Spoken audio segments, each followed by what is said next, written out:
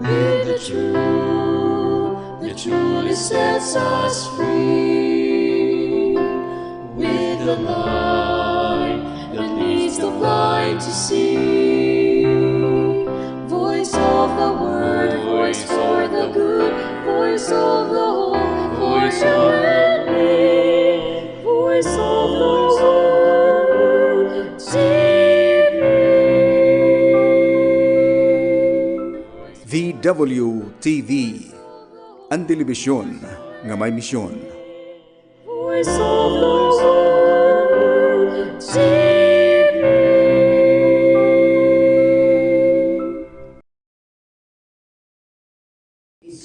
Of the Archdiocese of Cebu. Let's give him a round of applause.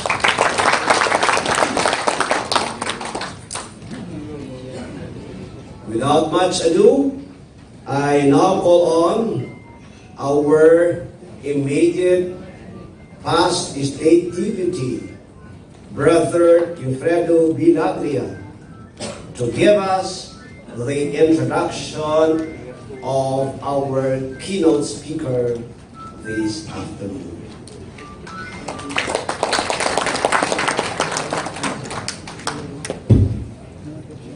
Thank you, Working Visayas Deputy. The Most Reverend Isabelo C. Marquez, PD, Bishop of Calbayog and Working Visayas State Chaplain.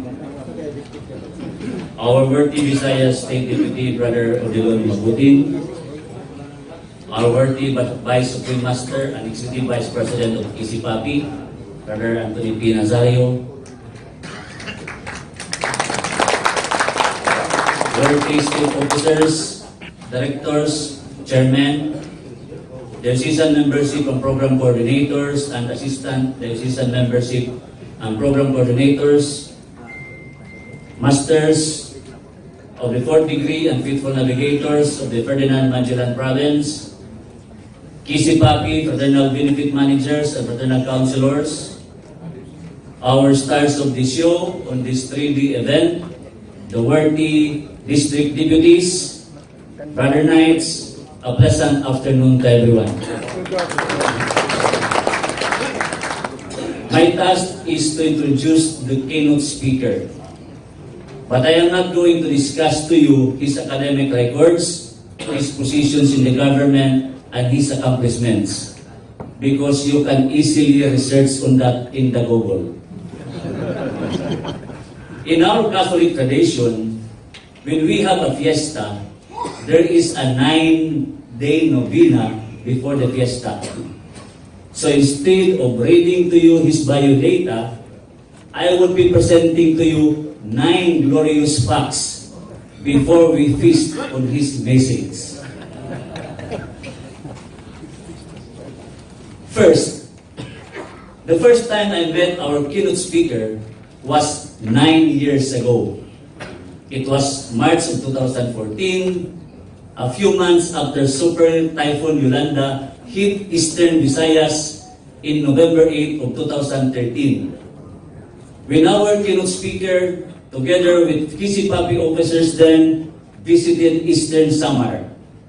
Our keynote speaker visited Giwan and Borongan to distribute pump boats, chainsaws, construction materials, and other relief goods to the typhoon victims.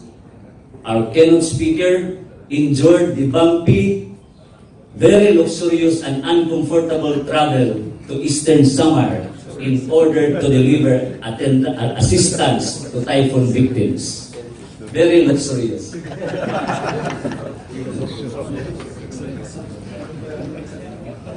Second, our keynote speaker is a Manila boy. He studied in Manila, rose among the ranks in the judiciary in the different courts of Metro Manila. He belongs to Luzon jurisdiction and now with the Luzon North State Council. But mind you, Brother Knights, our keynote speaker was born in Tacloban City in Leyte. And his mother is from Catarman in Northern Samar. In essence, he is from the Visayas State Council. He is one with us and is among us. Third, our keynote speaker is a person of humility.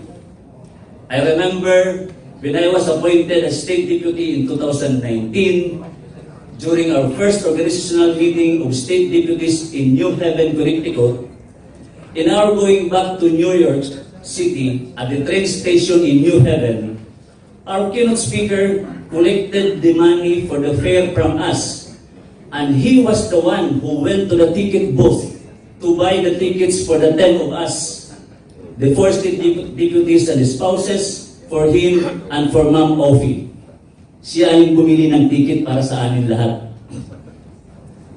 And not only that, Brother Knights, while we were waiting for the train, alam mo naman tayong Filipinos, we want to test the capability of our cameras.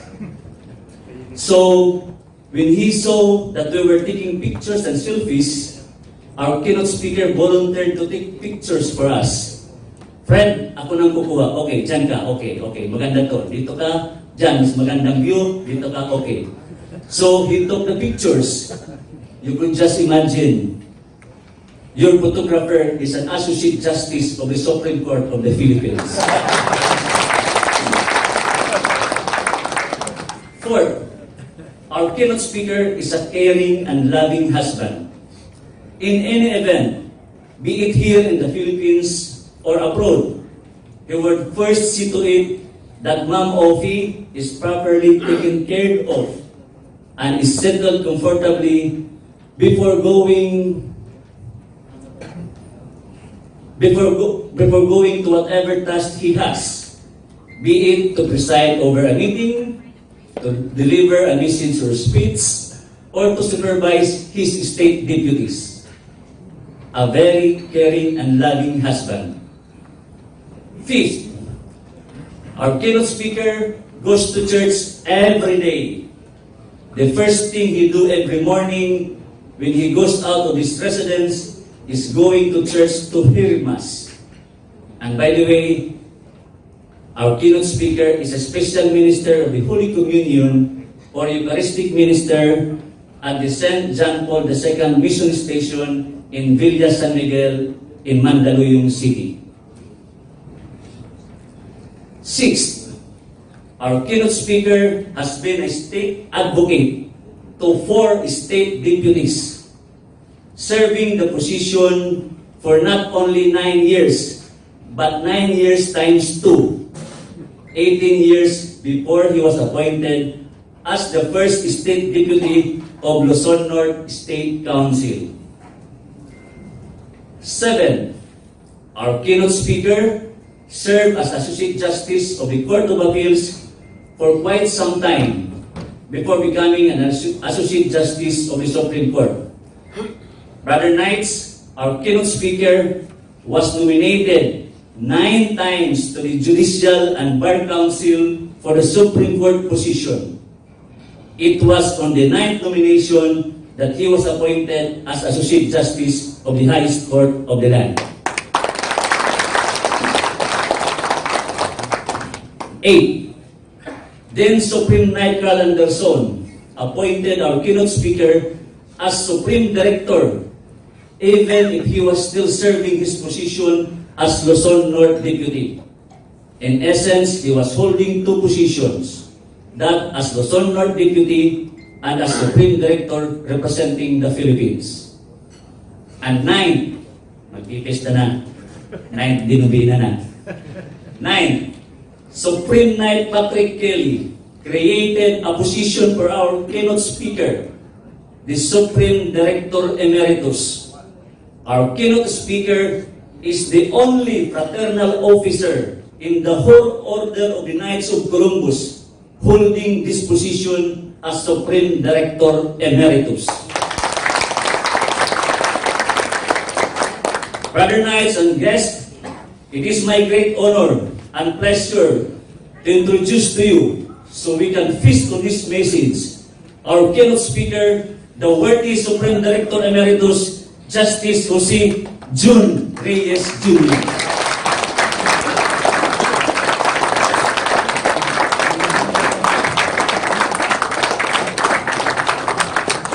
Please be seated. So far, that was the most beautiful introduction I've ever had. Simple, di ba? 9 points. Maraming salamat, Brother Fred. Well-researched. And easy to remember, di ba? Easy to remember. Hindi na binabasa yung by data. So far, bigyan mo nga ako ng kopya niyan.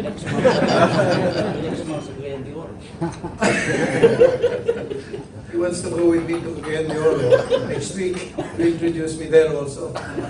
Hindi mo na. Bukas, in Luzon South, I will, in Luzon North, I will be hindi naman keynote speaker, hindi naman guest speaker, just a brother who gives inspirational talk, inspirational message. I was deeply touched. Nag-research, and maganda yung 9 sinasabi niya. It was on the 9th time that I was appointed to the Supreme Court after 9 nominations. And when I was appointed on the 9th day, on the 9th time, sabi ko, para itong nobina. Diba? After 9 days? Yes.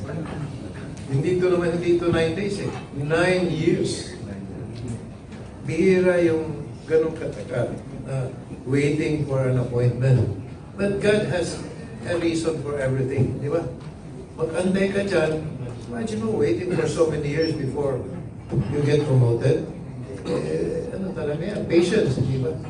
But God has a reason for that. And so marami yung salamat. Talagang very inspiring. Medyo naiiyak na ako kasi naalala ko yung the past, and especially the first time that we met in Burungan, Giwan, no? Nag-landing kami sa Tacloban, and that was the first time I went to Tacloban after so many years. Umalis ako dyan 1957 in Tacloban. I was 7 years old then. Then, punta kami ng Osami City, where my father was assigned. Imagine mo yan, after so many years, that was the first time that I landed again in Tacloban. And then, we had to pass through the luxurious roads. Sabi ko, I borrowed the luxurious roads. Going to, talaga namang, it was a very sad experience, seeing the coconut trees that fell down, tapos yung mga kalye na medyo na-open, and we have to go through, Giwan ba yun, and then Burungan, and then the following day, go back to Giwan to distribute motorized boats. So, very meaningful yung biyahe na yun.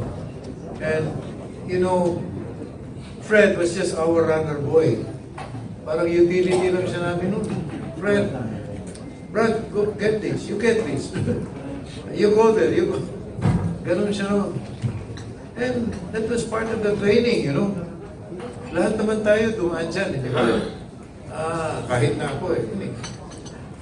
Sabi nga niya, I was an advocate for so many years. And as a state advocate, ito saan ka? Nino, Ninong State Deputy. And I always follow. And that has been my training, obedience. And even now, pag sinabi ni, going back to Carl Anderson, sabi niya, how's the Colombian Squires in the Philippines? Sabi ko, it's still alive. Okay, we will continue with Colombian Squires only in the Philippines. And you take care of it. So, sunod ka, di ba? Buhay ang Colombian Squires. Up to now. That's why you really have to try your best to reactivate your Colombian Squires. And then kay Patrick Kelly, lahat ng inutos niya, you take note, you push through with, discuss ngayon, you push through with the initiative on human trafficking. I will discuss a little about that initiative later on. And then about environmental justice. And go ahead in the Philippines. You proceed with that. because that is Laudato Si. Yan yung article ni Pope Francis. Laudato Si about loving the environment. We have to love and protect the environment. So it's so inspiring, no? To be a Knight of Columbus, to be with brothers who are really very devoted, very sincere in whatever we do. And so, my brothers, I will not greet everyone anymore. No, I will just greet si Bishop. Your Eminence, where are you? Kasi Your Eminence yan, pagka-Cardinal Excellency. Your Eminence, Isabel Orsia Marquez, magandang hapon mo sa inyo. Baka nandiyan kayo sa likod. Sabi niya, he would listen to me before leaving. Then sabi ko, okay, I will follow. Right after this message, I will have to leave. I'll go back to Manila. And so, we have, of course, our beloved Judge Odel Mabutin, our current Visayas deputy. And I'm really very happy that, he got appointed. He got appointed. He was appointed by Patrick Kelly. And, of course, our immediate past deputy, Brother Fred Laglia. And thanks to them, actually, and thanks to all of you. Thanks especially to our State Secretary, our Supreme State officers. And then we have the chairman, directors, the membership, the MPC. Welcome all of you, and thank you for accepting again the responsibilities of being part of the Visayas state officers. And it is a great challenge. Maganda yung sinabi kanina ni yung ating MC. Last night, I had a meeting with the DM, the FPCs last night, and I gave a little pep talk. And one of the things I mentioned was that you were chosen by God. It is a grace from God, yung position ninyo. Kayo, mga district deputies, the Lord speaks to you. It was I who chose you. You did not choose me. That's from the Bible. It was I who chose you. You did not choose me. So it's really, a gift from God. Your position as district deputies, as chairman, as directors, lahat po yan, God-given. So, love the positions that you are now holding, because it is a grace from God. And this being the case, my brothers, let me tell you a story. During the homily, si Bishop kanina was telling us beautiful stories, di ba? What story would you like? Is it about the luxurious road? No. This is in line with our attitude, as officers of the Visayas jurisdiction. Last night, I spoke to them about this story, the story of the bamboo. Sino may alam na nito? Kasi pag alam mo na, hindi ko na ikikwento. Aside from those I spoke last night, the story of the bamboo. As the bamboo goes up, as the bamboo grows, it bends. Di ba? It bends. Just like human beings. As you grow up, as you grow, and as you go up the ladder of success, you should bow down. You should become more humble. Habang umaasenso kayo, nagsimula kayo sa granite, go as member, then granite, then district deputy, then maybe state officers. Diba? You go up. And as you go up, you must become humbler. More humble. Kung sa Bisaya, huwag tayo maging hambog. Diba? Huwag maging hambog. Don't let these things get into your head. Tama ba yun? Huwag nyo masyadong didibdibin yung posisyon ninyo na parang magiging ano na kayo, parang nyo, Diyos. Diba? Because as I said last night, as DMPCs, you are the alter ego of the state deputy. As DDs, alter ego. Ano ibig sabihin ng alter ego? Alter ego, Latin yan. The other self. You are the extension of the personality of the state deputy. And the state deputy, the Visayas deputy, is the extension of the personality of Patrick Kelly. Kaya pag nandito si Brother Odell, parang si Patrick Kelly na rin ang nagsasalita sa inyo. But it should not get into his head. Diba? Hindi yung pagpasok niya rito, oh, Patrick Kelly. Oh, Didi ako, DMPC, behave, yung mga ganun. Continue to be humble. At pasalamat ako kay Brother Fred kanina, sinabi niya, a man of humility. And I try to be humble. You know, despite of my achievements, despite of my position, I have occupied the highest position in the Supreme Court. You have to remain humble. Paglabas dyan, paglabas ng bahay, sabi niya, June. Diba? June. June is my nickname. No? I'm not Justice. I'm June. Diba? Kung gusto nyo, Tito Justice. Yung iba tawag sa akin, Brother Justice. Oh, masarap yun, di ba? Brother Justice. So, don't worry. If you see me, if you meet me somewhere else, Brad lang. Di ba? Brad. And ganun din sana kayo. Don't be so conscious about your position. It's God-given. Take it. Love it. And execute the duties and responsibilities attached to your positions. And you will see. Always pray to God. Be prayerful. When you are prayerful, you are close to God. Mawawala lahat yung mga iniisip nating we are so powerful, di ba? And when you are prayerful, you will always focus on what you are supposed to do. And all these years, as a judge, as an officer of the Knights, it's always like that. I always pray to God that I will continue to be humble. I will continue to be like a bamboo. Diba? So, maayong hapon, maupay nga kulog. Uuwi na ako. May konti. So, kasi nakalimutan ko kayong i-greet. I will not anymore enumerate. Di ba?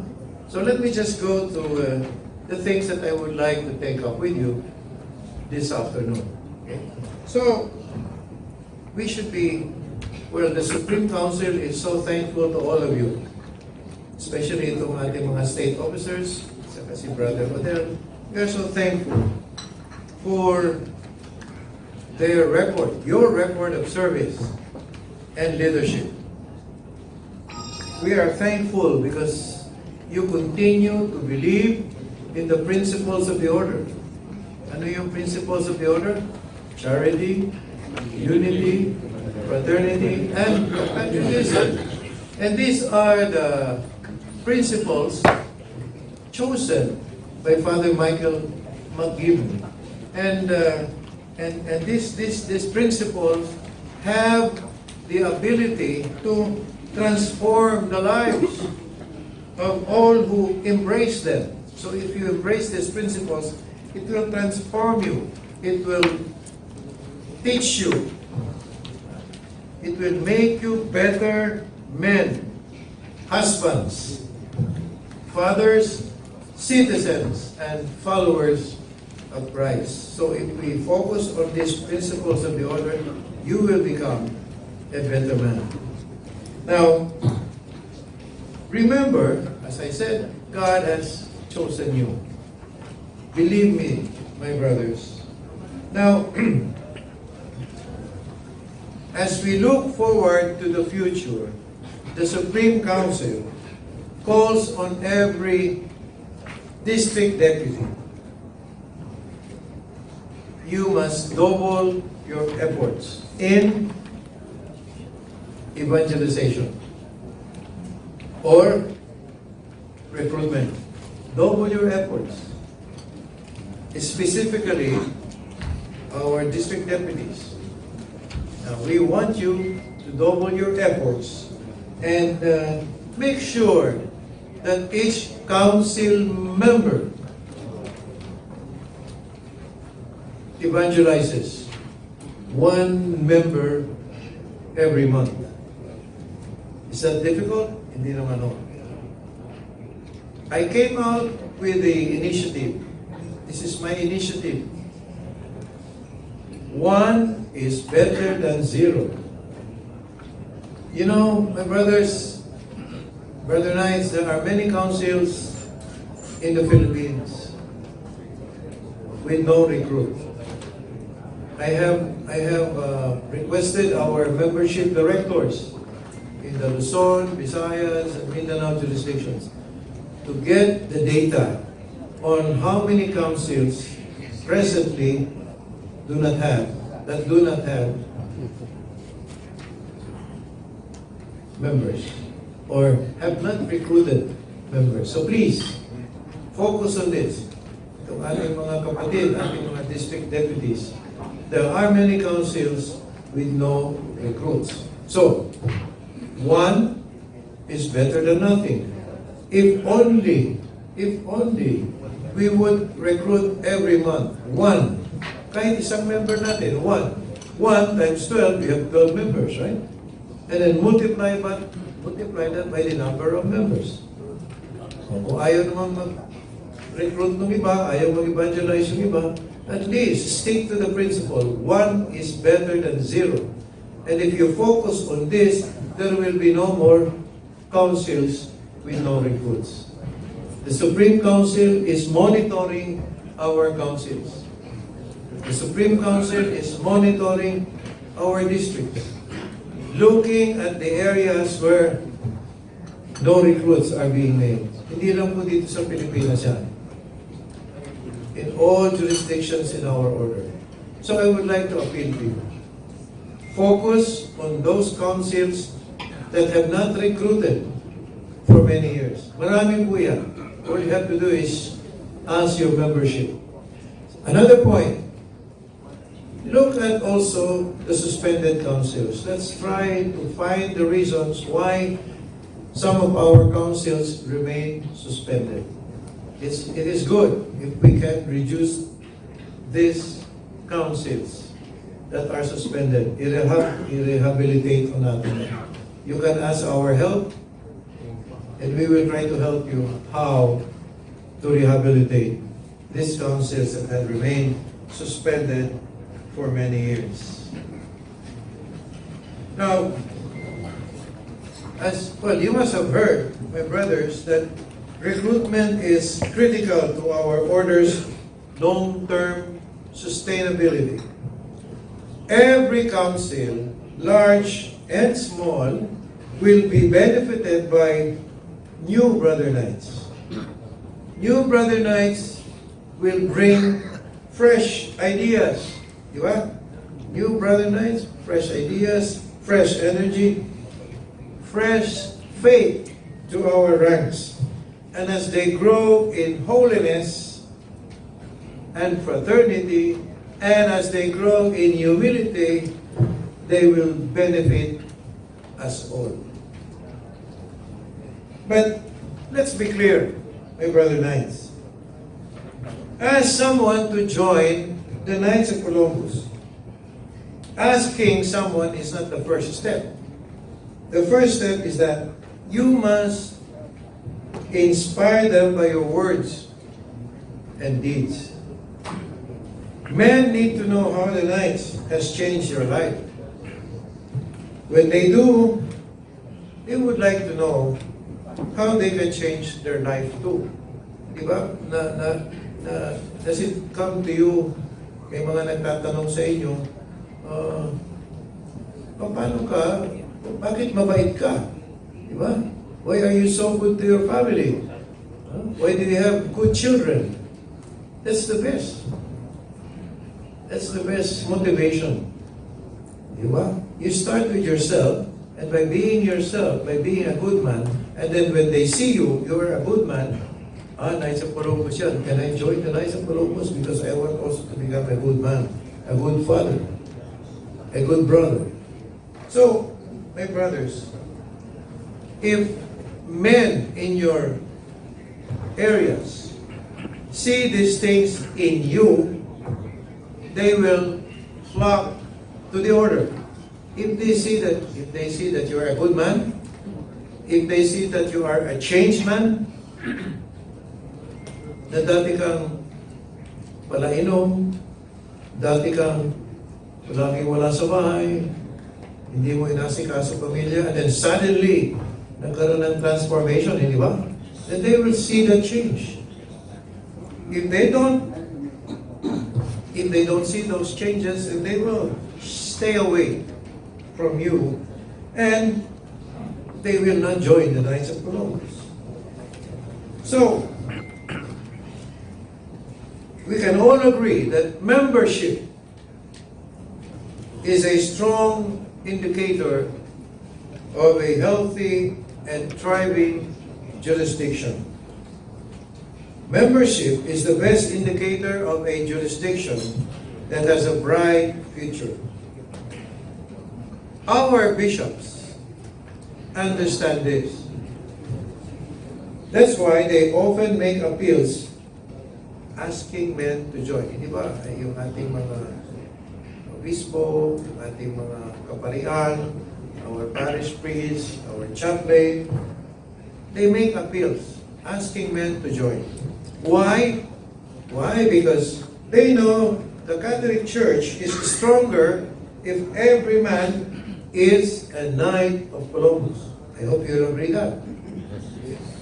More of KC families mean healthier parishes, more vibrant communities, and stronger families. So, if we recruit a new generation of Brother Knights, we can improve on every metric we achieve in 2023 and going to 2024. But if we fall short on recruitment or evangelization, our efforts will begin to fall, and our future in our parishes will be dim. Now, your councils are an essential part of the spiritual and social framework in cities and towns across the country.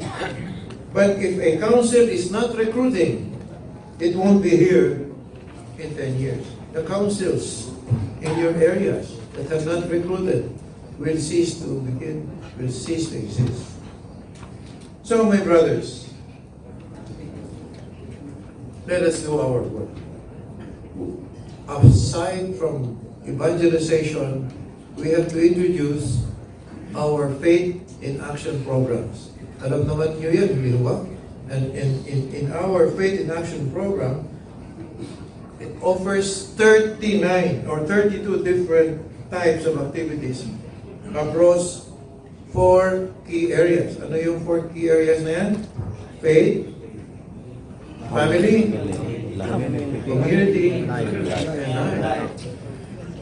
So, I know that you know all of these activities. And the most current that has been introduced by the Supreme Council through Patrick Kelly, our Suprema, is the new initiative which we call CORE. C-O-R. What is this initiative? CORE means heart.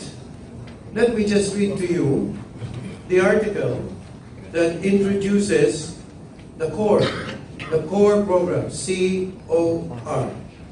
The Knights of Columbus is launching a new initiative which we call CORE, C-O-R.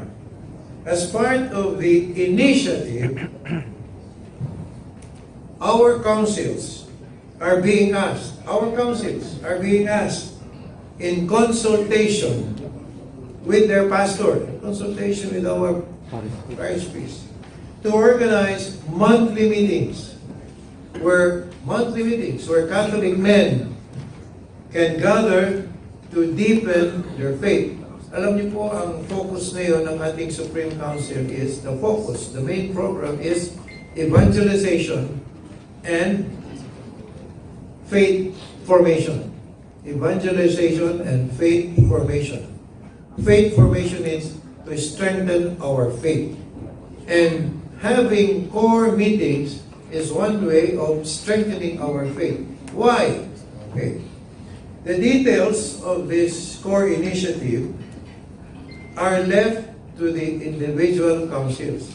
Pero ano yun? There are three elements. Ano yung three elements of this core initiative? Three elements. One is prayer, meaning in this country, in these monthly meetings, there should always be prayer, faith formation, and fraternity.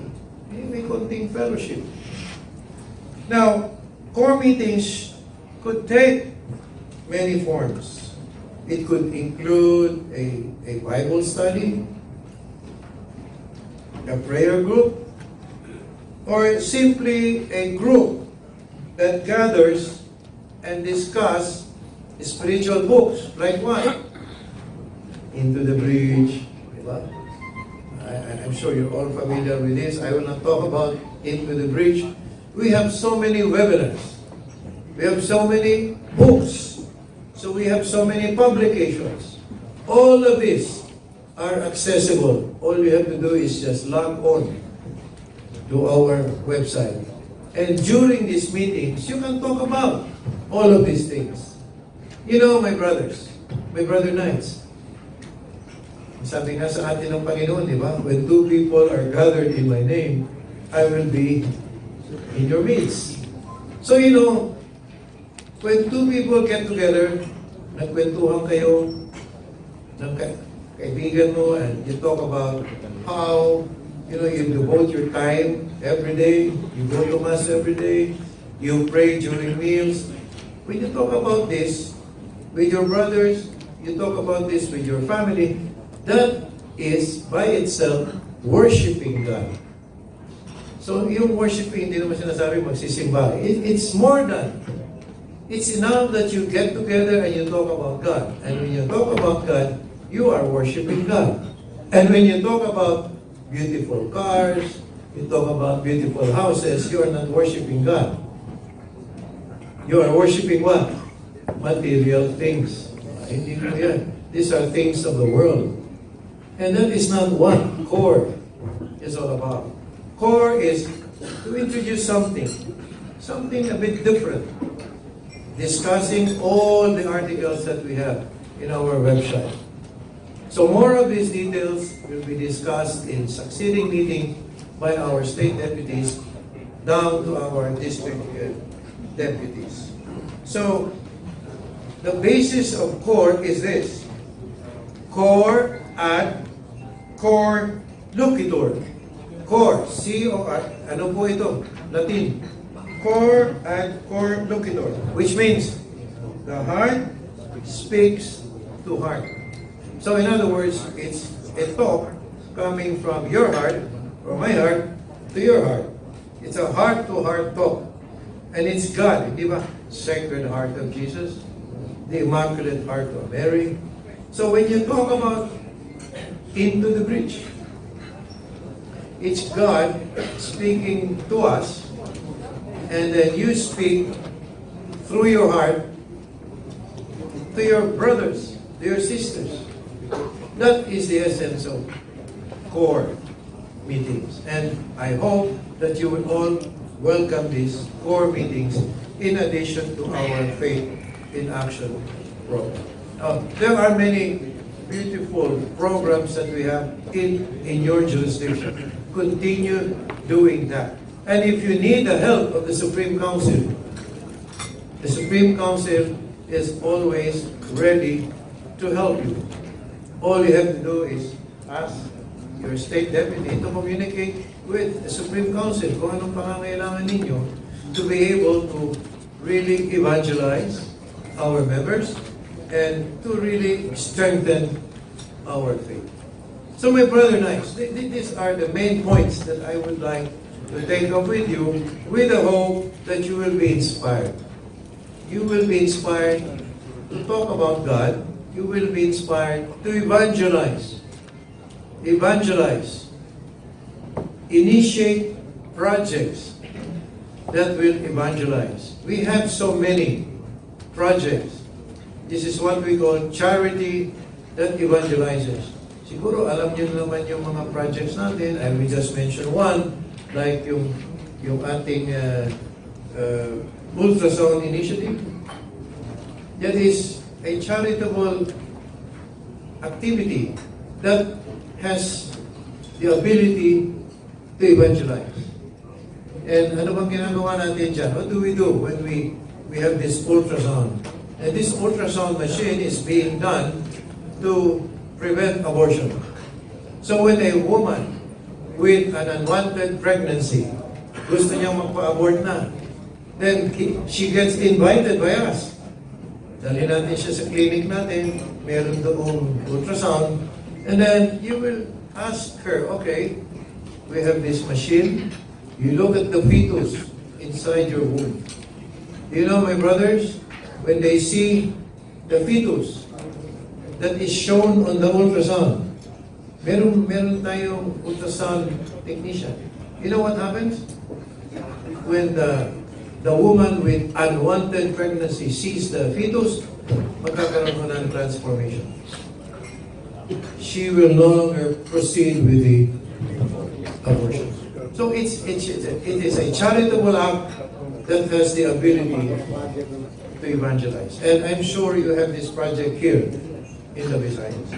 So, my brother Knights, let us continue doing the work that Michael J. McKibney has started. That's just a parting word. We would like to encourage you to establish a very good relationship with your parish priest. Each Grand Night under your district must form a strong bond with your parish priest. Let him know, let your Grand Night tell the parish priest, let him know what we are doing, when we are doing it, and how we can help. Talk to your parish priest. Love him. Love him. Eat with him. Minsan-minsan, ibitahin nyo naman kahit sa Jollibee lang. O sa Chowking. Sumilip ako dito, may ang daming kainan dito. May Jollibee, merong Burger King, merong Chowking. Diba? Ano pa? Tapa King. Now, better still, my brother Knights, ask your parish priest. So you develop a strong relationship with your parish priest. Ask him if he can say a few words during announcement time, to say a few words about the Knights of Columbus and what we are doing. Better yet, ask him to plug the Knights. After all, your parish priest is your best friend lang. Advertiser, he is your best recruiter. Right? So it is always helpful if he says a few words about us from the pulpit. But for him to do that, kailangan you have to develop a strong relationship with him. And you are very fortunate in the Visayas jurisdiction, you have a very lovable bishop. Bishop Marquez, and since last night, we've had beautiful conversation centering about what we do. So, punta kayo sa inyong parishes, kausapin niyo yung inyong parish. Do you know the secret why every year we are able to evangelize no less than 25,000 new members? Do you know that our secret? Tinatanong ako sa Amerika lagi. Hey, Brad, what's your secret in the Philippines? How come you have so many new members every year? How many new members do we invite? So, gamitin yung recruit. Kasi naalala ko yung mga illegal recruiter. Illegal recruiter that I have convicted. Kaya ever since, ang ginagamit ko, evangelize. Or, ayaw pa rin maintindihan ng evangelize. Evangelization is bringing God to our men, to our friends, and bringing them back to God. That's evangelization.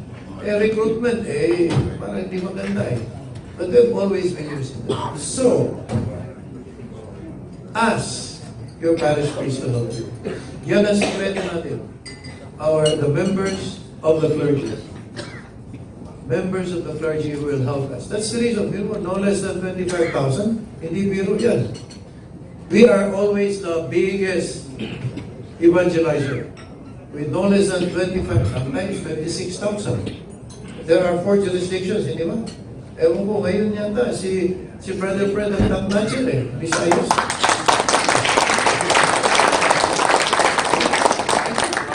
Fred. Yun naman, Luzon North, Luzon South, Mindanao. Well, ang Mindanao naman, ano ba yung record na Mindanao? Number 3, sa 4. Pero, number 1 sila sa NCD. Yung NCD, magaling sila mag-establish ng new councils. I think, now, I think they have 70. Naman 70. 70 new councils this year. Last year, it was 80. Para sa ibang jurisdiction, mahirap yun. Ha? Mayroong ibang jurisdiction na ang kanilang members, ang kanilang NCD ay establish only 2. Pag 2 na sila, pinakal na. But here in our country, medyo kailangan tayo ay magtrabaho ng gusto. Because we are being called by God to do something for Him. And please do not worry. Because God will always walk with us. All you have to do is just be prayerful and ask help from God. Lord, nahihirapan ako dito. Lord, nahihirapan ako magkibita dito sa brother, kapitbahay kong to. Be prayerful and the Holy Spirit will help you. Meron tayong dyan sa Bible. I cannot recall right now the verse. Sana kung nandito si Bishop Marquez. When you are before the synagogues, when you are before governors, when you are before people whom you do not know, influential people, and you're afraid to talk, just pray to the Holy Spirit. And the Holy Spirit will send the advocate. Sino yung advocate? The Holy Spirit. And the Holy Spirit will guide you in what to say. Maniwala ako kayo dyan. In those times that I was being interviewed by the Judicial and Bar Council, naku, mahirap, may mga mahirap na tanong, yung mga panel. And then I will just pray to the Holy Spirit to help me and guide me to say the right words. And the Holy Spirit, my brothers, will always help you because God is walking with us. So with this, my brother Knights, I hope that you will continue to be humble. You will continue to do what God has asked us to do, continue doing our Faith in Action program, and continue with our acts of humility by evangelizing Catholic gentlemen. Ito lagi sinasabi ni Carl Anderson, it is the obligation, our obligation, to invite every Catholic gentleman to the Knights of Columbus. It is a moral obligation. This is not my statement. It is a statement of former Supreme Knight Carl Anderson. It is our moral obligation to invite every Catholic gentleman to the Knights of Columbus. So, paalam na po. Maraming salamat. And I need to talk to you, but I have to go. So, maraming salamat until then. Reset. I almost forgot human trafficking. Meron akong slides. It's a 15-minute hindi naman PowerPoint, but slides, and it's about human trafficking. And the Supreme Knight would like us to be involved. By how? By disseminating information on what is human trafficking or slavery. This is a global problem, and this is a problem that affects our families. Alam naman natin na Knights of Columbus is so concerned about families. And Brother Knights, there are many families nowadays are being broken, that are being breached by bad men. Yeah, into the breach.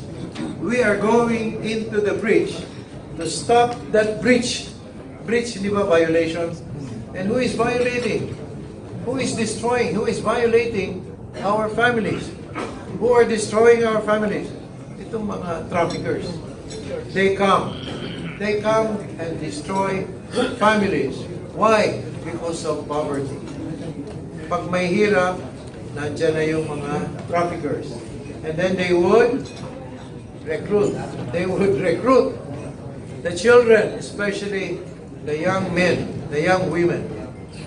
Kukunin nila, gagawin nilang katulong. Di ba? Or they will offer jobs abroad. Pagdating sa abroad, slaves, prostitutes. And sinong kawawa? Yung mga bata. And so, we are going to explain to you yung concept lang ng human trafficking. And we will make this, anong tawag dito? Make the slides available to you. It can be downloaded to you so that when you have time and you go to your councils, pwede nyo hong i-play ito. Ano lang ho ito eh? 15 minutes. Just to introduce to you what is human trafficking. We have to do something to eradicate human trafficking because it is destroying the families. Families.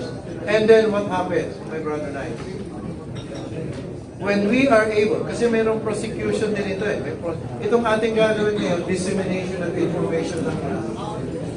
We're not going into prosecution. Pero pag may nahuli tayo, ipapasa ho natin yan sa proper authorities like Department of Justice. No? We have some people there whom we can trust and prosecute. At nangyayari lang ho dyan, when let's say, a little girl, a young girl is recovered, no? Nakuha natin doon sa traffickers. Then, we will file charges. And who is the complainant? Who is the complainant? The victim. Ito yung victim. And who is the victim? Let's say a daughter. And who is sino yung offender? Who is the offended party? The daughter or the son. And who is the offender? Tatay. Nanay. Usually. So, dinidemanda ng daughter against father. Kasi ano nangyayari? Ang hirap, di ba? Meaning you have a daughter filing a case against the father. Ang nangyayari dyan, nag-aareglo. Ang nangyayari ngayon dyan, wala tuloy na yung file. Anong nangyayari? Wala, hindi na titigil yun. Di ba? But we really have to what? Be strong. And there are success stories. And we will talk about this in the future. Yung mga napaprosecute na tatay, kasi inis talaga yung daughter. See? Because of the fact na sinira nila yung pamilya. And the main cause of this, human trafficking, poverty. Poverty. Itong mga human traffickers, they go to places where poverty is so serious. So my brother and I will just, ayaw ko may pakita mo, siguro, mahina. Okay. It's like this. Maybe tomorrow, yeah. Oh yes, sabi ni Judge Del, mahina daw yung. We will just make this available, and then I'm sure si Judge Del will be able to say a few words about the concept of human trafficking. Mahina ang loading. So we will make this available. I-upload namin sa inyo. Just provide us your email and we'll do it. Ano ho ito? Very informative. I hope that you will listen. May hard copy? May binigay na palang hard copy. Meron na? Ayun, so pakipasa na lang and then maybe tomorrow, maybe tomorrow, if you have questions, we will have a few minutes and talk about it some more. Si Brother Odell na lang. Anyway, he is a judge, he is a very good lawyer, very knowledgeable about human trafficking. Not because he is involved.